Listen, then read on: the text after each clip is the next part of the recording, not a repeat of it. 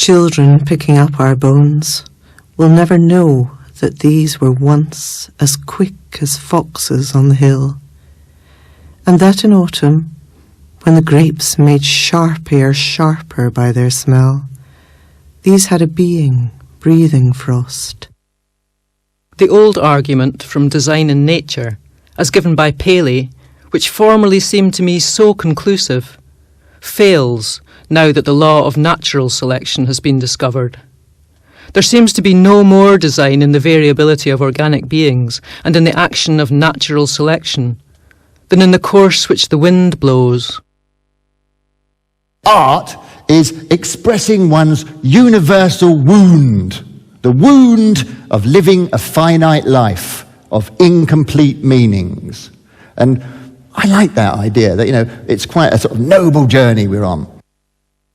The children Miriam had borne and the others who played by the stream had taken the place of the dead Chinese lying in the Lunghwa creeks and canals. For the first time I was living in an endless present that owed nothing to the past.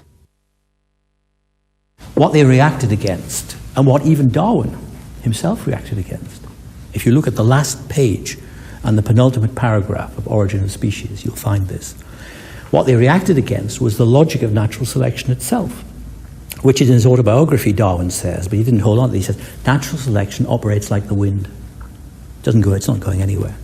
Now, if you think of that, then humans as natural animals are, come about without any purpose involved. And if they disappear, it's without any purpose. I mean, that is the Darwinian message. What reconciles me to my own death more than anything else is the image of a place. A place where your bones and mine are buried, thrown uncovered together. They are strewn there pell-mell.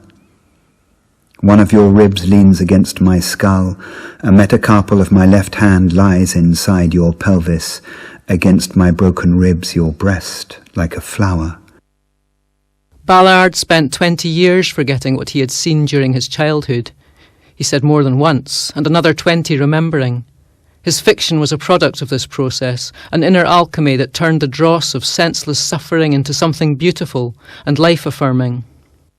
The tendency is to repress tragedy the way death is repressed, because it's something you sort of can't cope with, can't get round, can't circumvent. It marks the limit of human will. And least will guess that with our bones we left much more, left what still is the look of things, left what we felt, at what we saw. It is strange that this image of our proximity, concerning as it does mere phosphate of calcium, should bestow a sense of peace. Yet it does. With you, I can imagine a place where to be phosphate of calcium is enough. If we think that we have reasons for what we believe, that is often a mistake. That our beliefs and our wishes and our hopes are not always anchored in reasons, they're anchored in something else that comes from within and is different. It's too easy to get muddled up with we're pretty clear which is a conscious bit of the brain. It's right in the front. It's involved with classification, keeping records and planning. And if you want to know what that bit of the brain does, well, I've just told you it's to do with keeping records and planning. If you then slip into thinking, but there's this extra non-physical bit, the mind stuff, and what does that do? Well, now that's the hard problem, and the answer is you're confused. There isn't really an extra non-physical bit.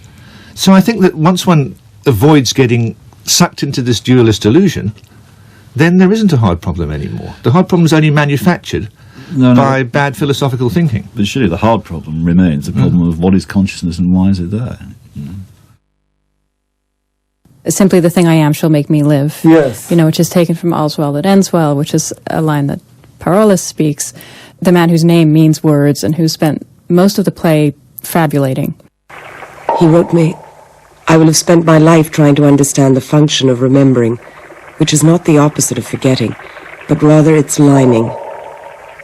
We do not remember, We rewrite memory much as history is rewritten. How can one remember thirst?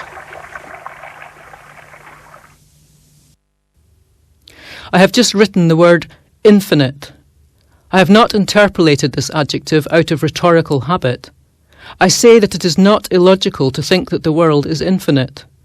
Those who judge it to be limited postulate that in remote places the corridors and stairways and hexagons can conceivably come to an end, which is absurd.